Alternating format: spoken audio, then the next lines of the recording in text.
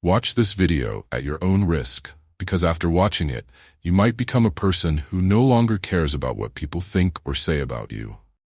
So stop obsessing over irrelevant chatter and let's get started. Back in 300 BC, in the wealthy city of Cyprus, there lived a prosperous merchant named Jano. One day, Jano embarked on a journey from Phoenicia to Piraeus. The trip was smooth until, out of nowhere, a violent storm hit and sank his ship. In the blink of an eye, everything he had worked for was lost to the sea. A man who had been rich was now penniless, with nothing left.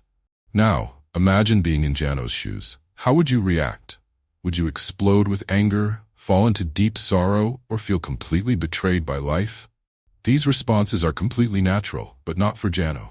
You see, Jano was a Stoic, the founder of Stoicism. A small change in how you think can lead to massive changes in your life. Jano chose to accept what had happened. What's done is done. There's no point in mourning what's beyond my control. Keep your mind calm. Stoicism teaches us not to waste energy grieving over things we can't control. Stoics like Socrates and other philosophers taught us that we can't control the events that happen in our lives, but we can always control how we react to them. Today, many people see Stoics as emotionless beings, as if they don't experience sadness or anger, as though their emotions are simply switched off. But this isn't the true meaning of Stoicism. It's a philosophy, a new way of seeing life that is so powerful, it's been passed down through the centuries and remains as relevant today as it was over 2,000 years ago. Stoicism teaches us a critical lesson. When negative experiences occur, don't suppress your emotions, but learn to process them. Create new thought patterns, develop fresh perspectives, and change how you see the world. Perspective is everything. Everyone's experiences are different, and naturally, their perspectives will be too. But Stoicism gives us the power to turn every experience into an opportunity to become a better version of ourselves. One of the most remarkable things about Stoicism is that it wasn't limited to a select few or confined to grand palaces. It was a philosophy for everyone, whether a slave or an emperor. This is why Stoic wisdom spread so widely. Legends like Epictetus, once a slave, and Seneca, a brilliant statesman, embody the teachings of Stoicism. And let's not forget Marcus Aurelius, a Roman emperor and one of history's most powerful rulers, who not only preached Stoicism, but lived by it. Creating videos requires a lot of hard work. I request you to please make sure to subscribe to the channel. These Stoics didn't just talk about philosophy. They lived it. They fought against inequality and injustice, treating everyone equally, regardless of their social status. Their principles were based on unity and equality. In fact, they introduced the concept of cosmopolitanism, the idea that we are all citizens of the world, united as one. So why do so many people adopt Stoicism as their way of life? The answer is simple. The world is full of unexpected events, and our emotions often lead us astray. Think about it. Why do we get upset? It's because we allow our emotions to control us. Unexpected things happen in life. Bad times will come. But when they hit us out of nowhere, we get shaken as if we weren't prepared. It's like rain. Rain itself isn't bad. It hydrates plants, cools the temperature, and gives water to livestock. But when it catches us without an umbrella, that's when it becomes a problem. But we don't cry when it rains, do we? Because we know it's inevitable. Eventually, the rain will stop, and the sunshine will return. This is the lesson Stoicism teaches. Whatever bad can happen, you should expect it, and by visualizing and accepting the worst-case scenario, you prepare yourself mentally. Stoics advise expecting the worst and staying content even if it happens. One very interesting Stoic exercise is voluntary discomfort. The purpose of this is to train our minds to handle discomfort. It means intentionally putting yourself in uncomfortable situations, like sleeping on the kitchen floor, taking cold showers when you're used to hot water, or taking the bus instead of driving. This exercise removes the fear of losing things like comfort, money, or status. It teaches us that no matter how uncomfortable the situation is, if our mindset is strong, we will not just survive, but thrive. By intentionally exposing ourselves to discomfort, we prepare our minds for future challenges. In today's world, where everything feels unpredictable, this mindset is more powerful than ever. This belief has been instilled in us through advertisements, that if we don't have the latest things, if we don't look a certain way or earn a particular salary, we can never be truly happy. We come into this world without knowing much and gradually learn things from our surroundings: home, school, and society. But the problem is, these three sources teach us different things, and often we absorb them without thinking. If we do so without caution, we end up setting unrealistic expectations for ourselves, and when they aren't met, disappointment is inevitable. Honestly, this isn't a way to live. We must learn to focus on ourselves. Whatever you do it for yourself. If you're doing good for someone, do it without expecting them to return the favor. When we tie our actions to expectations or attachments, we often end up hurt. Too often, we try to fill the emptiness inside with external things, buying a fancy car, a big house, or even starting a family. The issue is, we chase these things not for their internal value, but for their external validation. The lesson from Stoicism is simple. If you depend your happiness on external things, you give control of your joy to things that can leave you at any time. A car will eventually break down.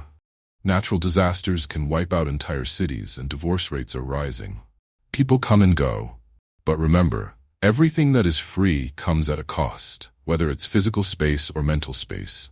As Seneca wisely wrote, when you learn to live with less, you create room in your life for what truly matters. If you fill your life with unnecessary things and people, you won't have space for the things that are important.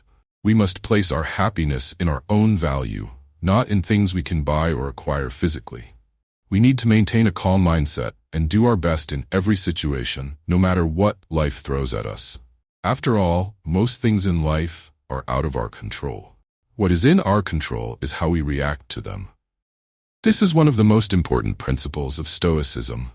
As Epictetus said, the biggest task in life is learning to distinguish what is external, what we cannot control, from what is internal, what we can control. It's important to keep working toward our goals, but not to fall apart when things don't go as planned.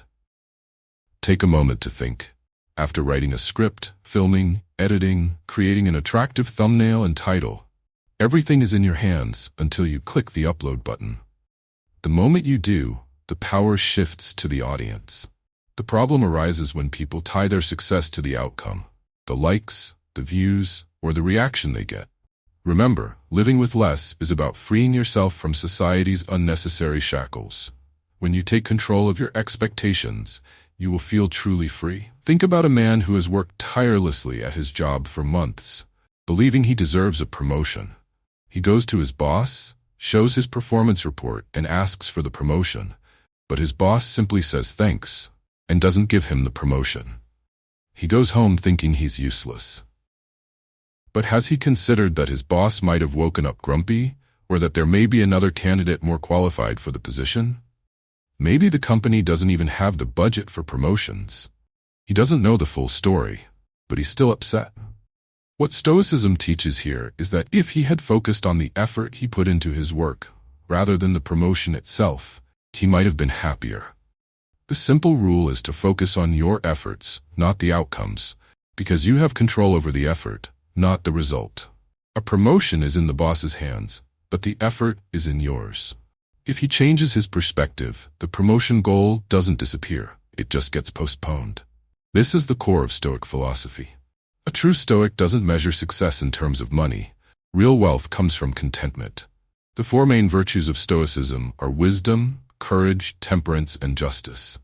Wisdom means understanding what's in our control and what's not.